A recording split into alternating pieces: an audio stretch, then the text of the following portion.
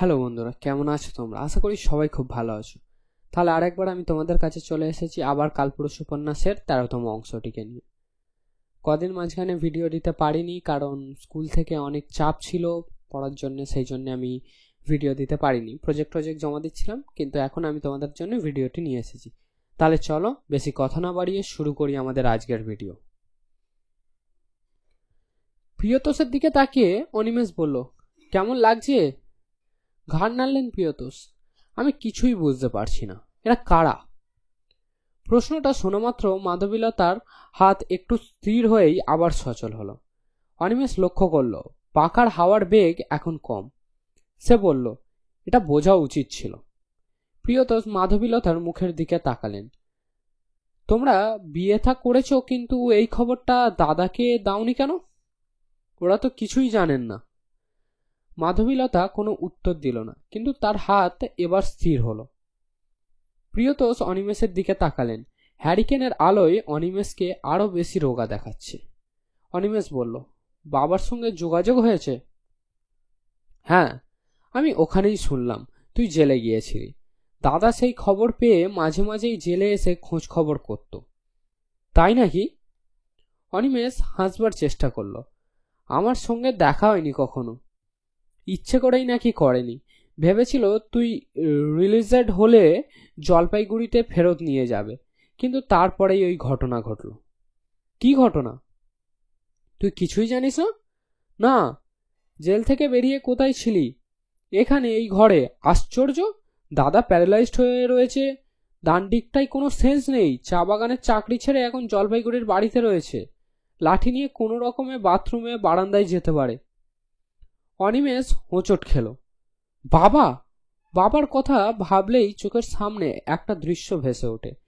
সন্ধ্যের অন্ধকার যখন তীরতিরিয়ে স্বর্গছেড়ার মাঠে ছড়িয়ে যেত, তখন সাইকেলের ঘন্টি বাজাতে বাজাতে বাবা ফিরত বাড়িতে, হাফ প্যান্ট আর শার্ট পরে। সাইকেল রেখে আলতো আঙুলে অনিমেষের চুল এলোমেলো করে ভেতরে চলে যেত। এখন সেই মানুষের অর্ধেক অংশ শরীরে পড়ে আছে, অথচ কিছুই জানে না। অনিমেষ কাপা গলায় জিজ্ঞাসা করল, পিসিমা? দিদির শরীর খুব খারাপ, বেশি দিন বাঁচবে না। তুই তো ওদের চিঠি দিতে পারতিস। এই বস্তির ঘরে থাকার কোনো মানে হয়? অনিমেষ মাথা নাড়ল। না, আমি আর কারো দায় হয়ে থাকতে চাই না। মাধবীলতা চকিতে অনিমেষকে দেখল, তারপর ইশারায় অর্ককে ডেকে বাইরে চলে গেল। অর্ক এতক্ষণ ব্যাপারটা বোঝার চেষ্টা করছিল। মা ডাকা মাত্র সে বেরিয়ে এলো। মাধবীলতা দ্রুত গলায় বলল, দুটো সন্দেশ আর রসগোল্লা নিয়ে আয়। অর্ক মাথা নাড়ল। এখন পাড়ার দোকান বন্ধ, সেই মোড়ে যেতে হবে। তাই যা, আমি টাকা দিচ্ছি। আবার ঘরে ঢোকার জন্যে মাধবীলতা পা বাড়াতে অর্ক বাধা দিল। আমার কাছে টাকা আছে। কোথায় পেলি টাকা? সন্দেহের সুর ফুটে উঠল মাধবীলতার গলায়। পেয়েছি, কিন্তু এই লোকটাকে এত খাতির করছো কেন? ওইভাবে কথা বলবি না, তোর ছোট দাদু উনি, মনে রাখিস। তুই প্রণাম করেছিস? না। মাধবীলতা দাঁতে দাঁত চাপল। তুই এত অবাধ্য! লজ্জা, লজ্জা! যা প্রণাম কর। অর্ক গোঁজ হয়ে দাঁড়িয়ে রইল। মাধবীলতা ওর হাত ধরে ঘরের দিকে টানতেই সে ছাড়িয়ে নিয়ে বলল, তোমাকে ছাড়া আর কাউকে আমি প্রণাম করতে পারবো না। তারপর দ্রুত পায়ে বেরিয়ে গেল। মাধবীলতা পাথর। অন্ধকার প্যাসেজে দাঁড়িয়ে অনেক কষ্টে নিজেকে সামলাচ্ছিল সে।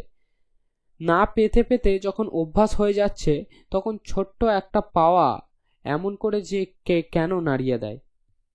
মাধবীলতা ঘর ছেড়ে যাওয়া মাত্র প্রিয়তোষ জিজ্ঞাসা করলেন, তুই বিয়ে করেছিস কবে? অনিমেষ হিসাব করার চেষ্টা করে মুখ নামালো। অনেক দিন। সন্তানাদি? ওই তো দেখলে, এখানে দাঁড়িয়েছিল। অত বড় ছেলে তোর? চমকে উঠলেন প্রিয়তোষ। 15 বছর বয়স। আমি ভাবতে পারছি না। তোর শ্বশুর বাড়ি কোথায়? কলকাতাতেই, কিন্তু আমাদের সঙ্গে কোনো যোগাযোগ নেই। তোদের চলছে কি করে? ও স্কুলে পড়ায়। প্রিয়তোষের মুখে চোখে এবার বিস্ময় ফুটে উঠল। শিক্ষিতা মেয়ে? তোর সঙ্গে পড়তো নিশ্চয়ই? হ্যাঁ। এই সময় মাধবীলতা দরজায় এসে দাঁড়ালো। মুখ যদিও অন্ধকারে স্পষ্ট দেখা যাচ্ছে না, তবুও অনিমেষের মনে হলো ওর কিছু হয়েছে। প্রিয়তোষ মাধবীলতাকে বললেন, না, তোমাকে আর হাওয়া করতে হবে না, তুমি বরং আমার সামনে এসো। হাত দিয়ে খাটটা দেখিয়ে দিলেন তিনি। মাধবীলতা আলোর সামনে এলে প্রিয়তোষ বললেন, আমি তোমাদের সব কথা জানি না, কিন্তু মনে হচ্ছে তুমি অন্য জাতের মেয়ে। কি নাম তোমার? মাধবীলতা। বাহ, সুন্দর। তুমি যা রোজগার করো তাতে এর চেয়ে একটু ভালো পরিবেশে থাকা যায় না? যেত, কিন্তু এত ধার হয়ে গিয়েছে যে। ধার কেন? অনিমেষ বলল, ওসব কথা ছেড়ে দাও। এই পা দুটো কখনোই ছাড়বে না, অথচ ও ছাড়াবেই। অসম্ভবের পেছনে ছোটার কোনো মানে হয়? সঙ্গে সঙ্গে প্রিয়তোষের মুখ শক্ত হলো। সেটা তোর খেয়াল ছিল না? আমার? অনিমেষ বিস্মিত হলো। বিপ্লব করবি এই দেশে, সেটা যে অসম্ভব তা জানতিস না? অনিমেষ পূর্ণ দৃষ্টিতে ছোট কাকাকে দেখল। এ বিষয়ে তোমার সঙ্গে আমি আলোচনা করতে চাই না। প্রিয়তোষ যেন নিজেকে ফিরে পেলেন। আমরা অন্যের সমালোচনা করি, কিন্তু নিজের ত্রুটি দেখতে পাই না। এটা যদি বুঝতিস তাহলে আজ এই অবস্থা হতো না। অনিমেষ নিচু গলায় বলল, সেটা তুমি অনেক আগেই বুঝেছিলে। তার মানে? চমকে উঠলেন প্রিয়তোষ। আমি তোমার কাছেই প্রথম মার্কোসের নাম শুনেছিলাম।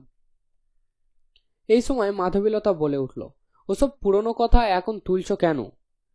প্রিয়তোষের কিছুটা সময় লাগলো সুস্থির হতে। অনিমেষের কথায় একটা স্পষ্ট খোঁচা ছিল, তা তিনি জানেন।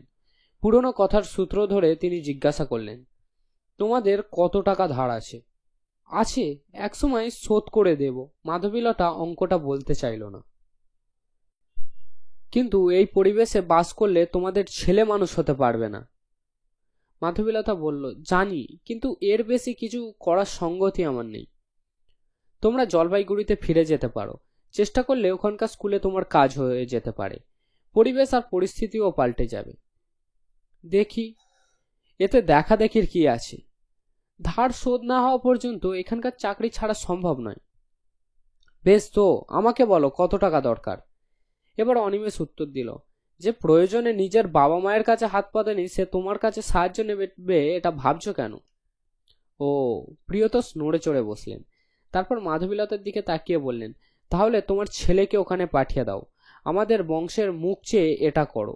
গাড়িতে বসে যা দেখেছি তা আমার ভালো লাগেনি।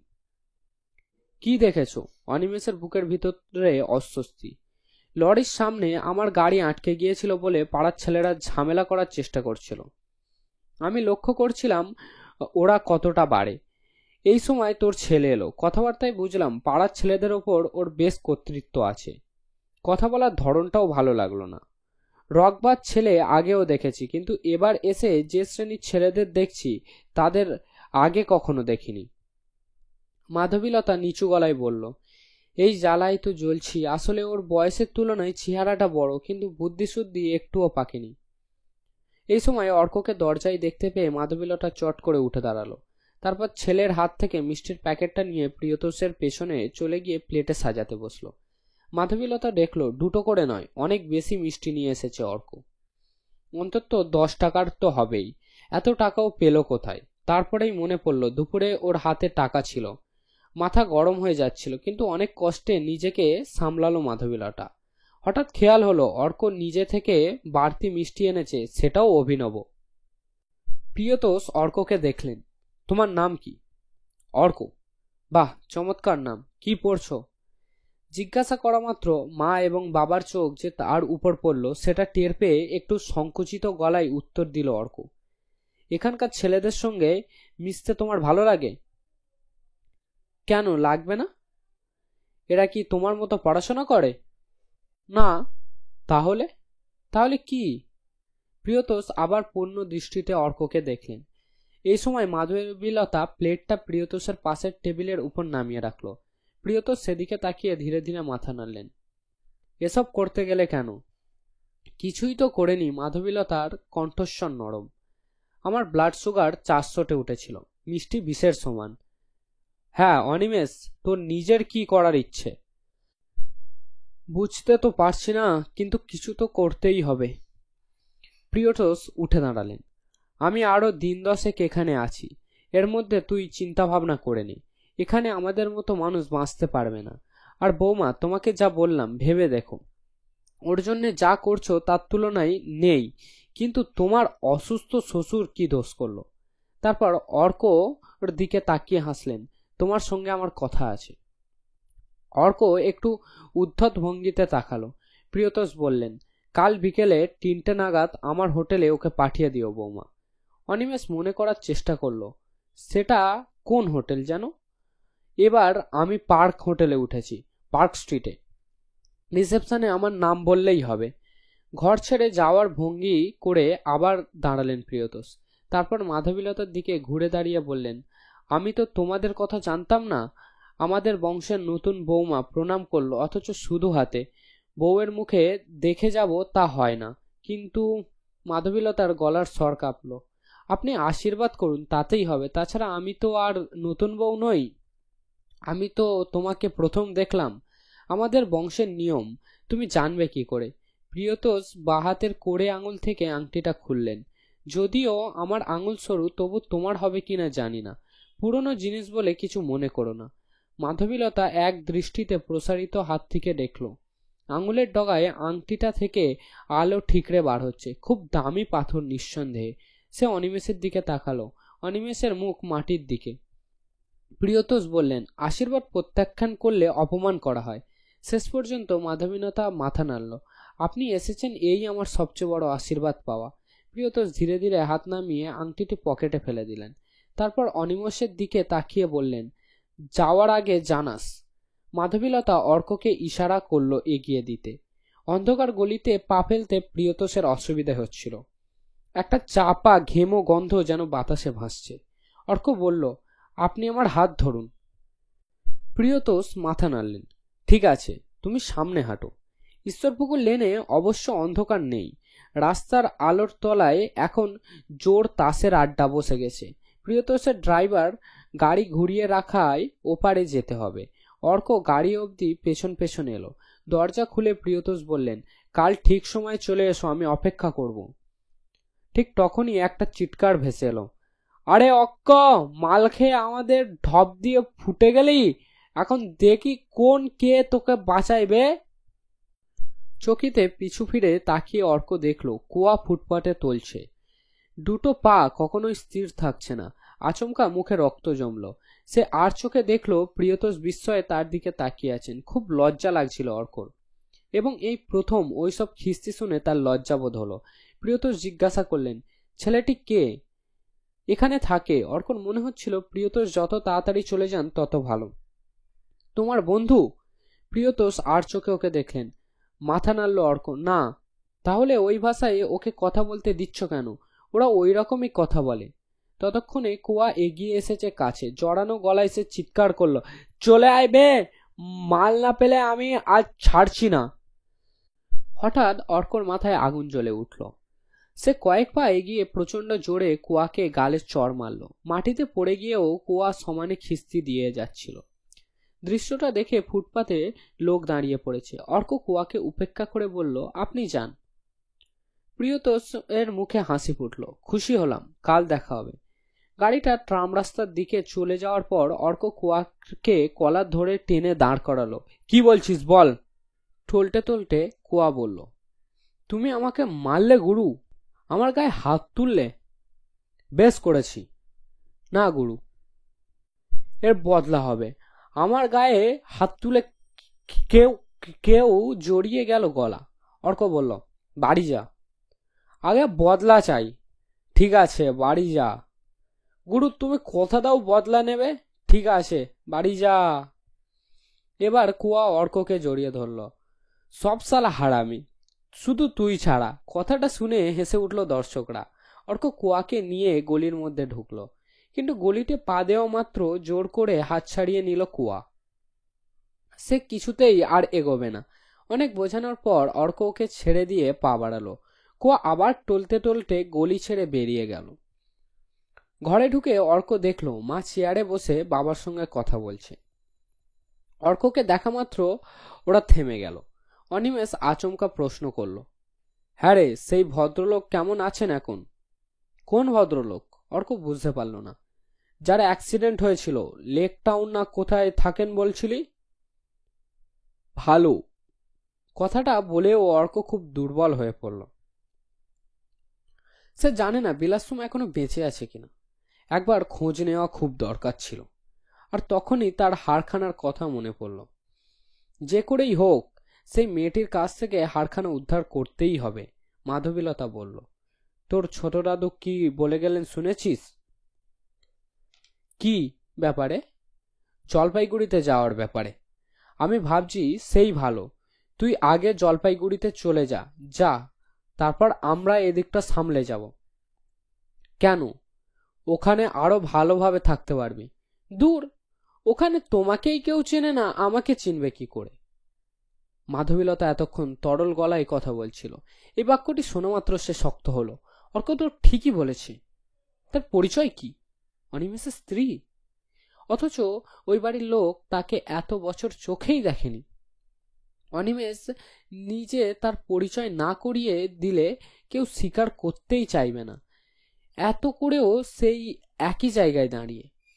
পিতা, স্বামী এবং সন্তান ছাড়া মেয়েদের আলাদা কোনো ভূমিকা নেই। অস্তিত্ব টিকিয়ে রাখা প্রায় অসম্ভব। সমস্ত শরীরে অসহ্য জ্বলুনি, কিছু কিছু করার নেই। সেই অনিমেষের দিকে তাকালো। ভাবখানা এমন, হায়, তোমরা এদেশে বিপ্লব আনতে গিয়েছিলে, অথচ তোমাদের ঘরগুলো সব অন্ধকার, সংস্কারে ঠাসা। এই খেয়াল কি কখনো করেছো? কথাটা অনিমেষের কানেও কট করে বেজেছিল। হঠাৎ ওর চোখের ওপর একটা ছবি ভেসে উঠল। জ্যাঠামশাই যেদিন জেঠিমাকে নিয়ে নিঃসম্বল অবস্থায় জলপাইগুড়ির বাড়িতে এসেছিল চোরের মতন, সেদিন ওরা কেউ জেঠিমাকে চিনত না। কৌতূহল ছিল, কিন্তু সেই সঙ্গে অবজ্ঞা মেশানো দূরত্ব কম ছিল না। আজ মাধবীলতাকে নিয়ে এত বছর পরে জলপাইগুড়ির বাড়িতে ফিরলে সবাই কি ওকে মেনে নিতে পারবে? নতুন যে তাকে গ্রহণ করার জন্য একটা মন সবসময় উদ্গ্রীব থাকে, কিন্তু দীর্ঘ সময় সে জুড়ে বসেছে তাকে মানতে অনেক অসুবিধা। মাধবীলতা বলল, না, তবু তোমাকে যেতে হবে। এখানে থাকলে আমি তোমাকে মানুষ করতে পারবো না। আজ কিছুক্ষণের জন্যে এসেও ওই মানুষটা তোমার স্বরূপ বুঝে গেছেন। এতদিন কেউ আমাদের ওখানে যেতে বলেনি, কিন্তু এখন উনি যখন বলছেন তখন আর বাধা কি? কথাটা শেষ করে সে অনিমেষের দিকে তাকিয়ে বলল, তুমি কি বলো? অনিমেষ গম্ভীর মুখে বললেন, দেখি। কথাটা শোনা মাত্র মাধবীলতার ঠোঁটে এক চিলতে হাসি চলকে উঠল। আর তখন অর্ক বলল, লোকটা একদিন আসেননি কেন? অনিমেষ মুখ তুলল, লোকটা নয়, উনি আমার কাকা। এতদিন বিদেশে ছিলেন। বয়স্ক লোকের সম্পর্কে যখন কথা বলবে তখন সমীহ করে বলতে শেখো। অর্ক খোঁচা খেয়ে হজম করল। উনি ছিলেন না, কিন্তু আর যারা ছিলেন তারাও তো খবর নিতে পারতেন। এখন ডাকলেই যেতে হবে। মাধবীলতা বলল, তোমাকে এই নিয়ে মাথা ঘামাতে হবে না। আমি দেখতে চাই তুমি নিজেকে শুধরে নিয়েছো। আর তখনই দপ করে আলো জ্বলে উঠল। পুরো বস্তিটায় একটা চাপা উল্লাস উঠল। মাধবীলতা বলল, যাও, হাত মুখ ধুয়ে এসো। কদিন তো একেবারে বইয়ের সঙ্গে কোনো সম্পর্ক নেই। খেয়ে দিয়ে আমি যতক্ষণ খাতা দেখবো ততক্ষণ তুমি পড়বে। অর্ক মাথা নাড়ল, আমার ঘুম পাচ্ছে। মাধবীলতা বলল, কোনো কথা শুনতে চাই না। সারাদিন টোটো করার সময় খেয়াল থাকে না? মনে করো না চেহারায় বড় হয়ে গিয়েছো বলে সাপের পা দেখেছো? যাও। অর্ক উঠল। তারপর দরজার দিকে যেতে যেতে চাপা গলায় বলল, তুমি ময়ূরী মাঝে মাঝে ঠিক মাস্টারিনী হয়ে যাও। অর্ক বেরিয়ে যাওয়া মাত্র অনিমেষ হাসিতে ভেঙে পড়ল। বালিশ বুকে চেপে সশব্দে হেসে উঠল। মাধবীলতা গম্ভীর গলায় বলল, চমৎকার। তারপর সামান্য হাসলো, আর কত কি শুনবো, তুমি এখন এমনই করে হেসো। আজ রবিবার। ভোরবেলা থেকে যেন একটা ঝড়ের মধ্যে কাটলো অর্ক। ছুটির দিনেও মায়ের সাত সকালে ওঠা চাই। কলঘরের কাজ সেরে চা বানিয়ে তাকে ডেকে তুলেছে, তারপর বাধ্য করেছে বই নিয়ে বসতে। ছোটবেলা থেকে চিৎকার না করে পড়ার অভ্যেস হয়েছে অর্কর। মা বলে ওটা নাকি ফাঁকিবাজি। সে পড়েছে কিনা তা আর কেউ টের পাবে না। পড়তে পড়তে অর্কর মনে হচ্ছিল ওগুলো পড়ার কোনো মানে হয়? কবে কে যুদ্ধ করেছিল, কে কিরকম ভালো শাসক ছিল, তা এখন আর জেনে কি লাভ? ওসব যাদের দরকার তারা পড়ুক।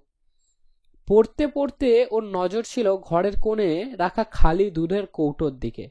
ওর মধ্যে কাল রাত্রে এক ফাঁকে টাকাগুলো লুকিয়ে রেখেছে। বইপত্তর গোটালো অর্ক। মাধবীলতার খাতা দেখা হয়ে গিয়েছিল। উনুনে এখন সুজি ফুটছে। ছেলেকে উঠতে দেখে বলল, কি হলো? আর পড়তে ইচ্ছা করছে না। কেন? এটুকু পড়লে হবে? হবে। মাধবীলতা চকিতে ছেলের দিকে তাকালো। মুখে মুখে তর্ক করছিস? তর্ক করছি না তো, আমার এখন পড়তে ভালো লাগছে না। অর্ক বইপত্র টেবিলে রেখে দরজায় গিয়ে দাঁড়াতেই দেখলো অনু এদিকে আসছে। তাদের ঘরে এই বস্তির কেউ খুব প্রয়োজন ছাড়া আসে না। সে একটু অবাক গলায় জিজ্ঞাসা করলো, কি চাই? অনু বোধহয় অর্ককে ঘরে আশা করেনি, একটু থতমত হয়ে দাঁড়ালো। না কিছু না, তারপর ফিরে যাওয়ার জন্য ঘুরে দাঁড়ালো। তুমি কিছু বলবে? থাক, পরে আসবো। ভেতর থেকে মাধবীলতা জিজ্ঞাসা করলো, কে রে? অর্ক উত্তর দিল, অনু কিছু বলতে এসেছে, ফিরে যাচ্ছে। মাধবীলতা এবার দরজায় চলে এলো। তুই যা, ভেতরে যা।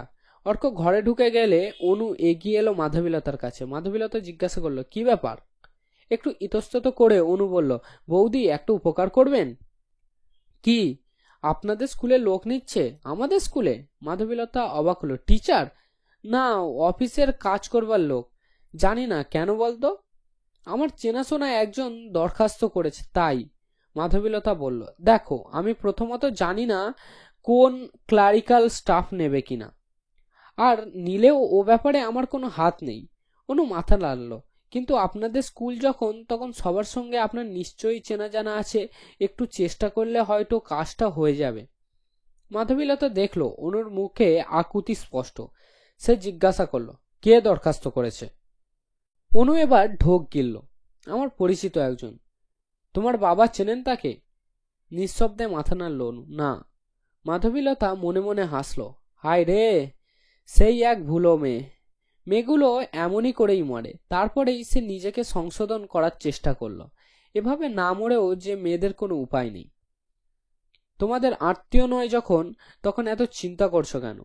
এবার অনু তাকালো, তারপরেই মুখ নামিয়ে নিয়ে বলল, ওর একটা কাজ না হলে আমরা কোনোদিন বিয়ে করতে পারবো না বৌদি। মাধবীলতা এবার যেন ছোট্ট ধাক্কা খেলো।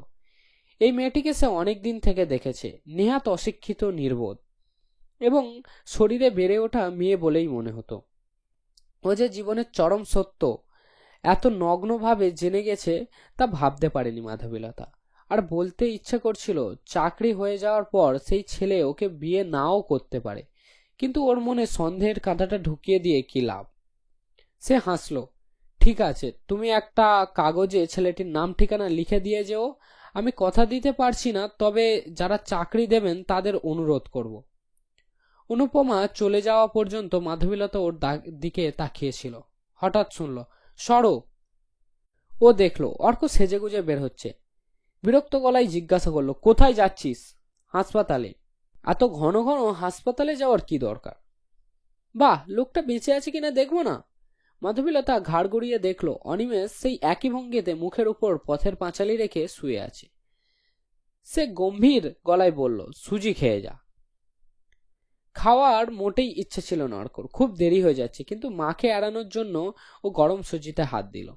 অনিমেষের জন্য প্লেটে ঢালতে ঢালতে মাধবীলতা বলল, তুই দাঁড়া, আমি তোর সঙ্গে যাব। অর্কর গলায় যেন আচমকায় সুজি আটকে যাচ্ছিল। কোনো রকমে বলল, তুমি যাবে মানে? বা, তোর মা হিসাবে আমারও তো দেখতে যাওয়া উচিত। দূর, ওরা খুব বড় লোক, ওখানে তুমি গিয়ে কি করবে?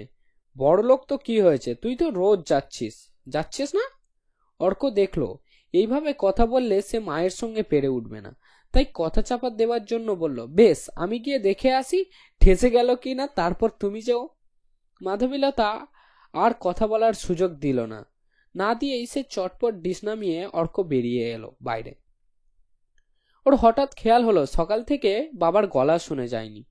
কাল রাত্রে বুড়োটা আসার পর থেকেই যেন বাবার হঠাৎ পরিবর্তন হয়ে গিয়েছে। ট্রাম রাস্তায় এসে চারপাশে তাকালো অর্ক। না, ঝুমকি এখনো আসেনি। ওর বাড়িতে খোঁজ নিয়ে এলে ভালো হতো। ঘড়ি হাতে একটা লোককে সময় জিজ্ঞাসা করে অর্ক সমস্যায় পড়ল। 15 মিনিট দেরি হয়ে গিয়েছে। ঝুমকি কি ঠিক সময় এসে চলে গিয়েছে, তার জন্য অপেক্ষা করেনি? অর্ক কি করবে বুঝতে পারছিল না। এমন সময় ন্যাড়াকে দেখতে পেল। মাতৃদায়ের কোনো চিহ্ন নেই শরীরে, তবে গা খালি। সিগারেটের দোকানের সামনে মাটিতে পোতা বেঞ্চিতে বিড়ি খাচ্ছে লুকিয়ে। সে চিৎকার করল, এই নাড়া! ন্যাড়া চকিতে বিড়িটা হাতের আড়ালে সরিয়ে নিয়ে মাথা নাড়ল। কি? কয়েক পা এগিয়ে অর্ক জিজ্ঞাসা করলো, ঝুমকিকে দেখেছিস? আবার মাথা নাড়ল ন্যাড়া। তারপর ধোয়া ছেড়ে বলল, একটু আগে 4 নম্বর ট্রামে উঠেছে। 4 নম্বর? তার মানে চিতপুরেই গেছে। ঠিকানাটা মনে করার চেষ্টা করলো অর্ক। 15 মিনিট অপেক্ষা করতে পারল না। আচ্ছা হারামি। ডান দিকে তাকালো সে, একটাও ট্রাম নেই। ট্রাম ছাড়া চিতপুরে যাওয়া তো অসম্ভব। অস্বস্তিতে খানিকটা এগোতেই টালা পার্কের দিকে থেকে একটা ট্যাক্সি থেকে কেউ যেন চেঁচিয়ে কিছু বলল। অর্ক দেখলো ট্যাক্সিটা একটু এগিয়ে থেমে গেছে। এর পেছনের জানালায় সুরুচি সোমের মুখ। হাত নেড়ে ডাকছেন। দৌড়ে এলো অর্ক এবং এসেই ওর বুক ধক করে উঠল। না এলেই পারতো। সুরুচি বললেন, কি ব্যাপার, তোমার কোনো খবর নেই কেন? এমনি। বাহ, বেশ ছেলে। যা হোক, এদিকে ও তো আমার জন্যই হেদিয়ে মরছে। দুবেলা জিজ্ঞাসা করছে তুমি এসেছো কিনা। আতঙ্কিত গলায় অর্ক জানতে চাইল, উনি কেমন আছেন? ভালো, মনে হচ্ছে আজ বিকেলে ছেড়ে দেবে, উঠে এসো।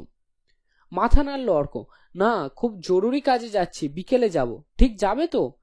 একদিনের আলাপে বিলাস দেখছি তোমাকে খুব পছন্দ করছে, আমি ওকে বলবো তুমি আসছো। ট্যাক্সিটা চলে গেলে অর্ক অবশ হয়ে গেল। বিকেলে তার পার্ক হোটেলে যাওয়ার কথা মনে ছিল না, কিন্তু লোকটা সুস্থ হয়ে গিয়েছে, আর কোনো উপায় নেই। যেমন করেই হোক হারখানা ফেরত চাই।